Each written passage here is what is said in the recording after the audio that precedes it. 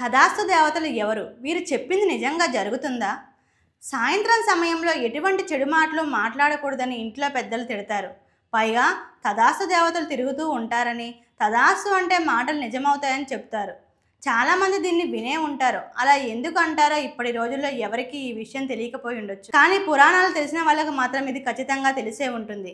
తదాస్తు దేవతలు మాత్రం నిజంగా ఉంటారని పురాణాలు చెబుతున్నాయి. తదాస్తు అంటే అనుకున్నది అనుకున్నట్లు జరుగుతాయని, అందుకే పెద్దలు చెడు మాటలు మాట్లాడదని చెప్తారు. అసలు ఎందుకు అలా అంటారంటే, పురాణాల ప్రకారం సూర్యుని నుంచి వచ్చే వేడిని భరించలేని భార్య సంధ్యాదేవి దూరంగా గుర్రం రూపం ధరించి వెళ్తుంది.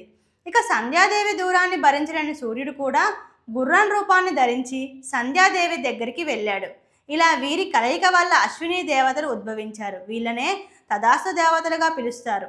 ఈ అశ్విని దేవతలు ఎక్కువగా సంధ్యా సమయంలో ప్రయాణం చేస్తూ తదాస్తు తదాస్తు అనుకుంటూ వెళ్తారని, ఆ సమయంలో మనం ఏది అనుకున్నా కూడా నెరవేరుతుంది. అందుకనే సాయంత్రం వేళలో చెడు మాటలు మాట్లాడొద్దని పెద్దలు చెప్తారు.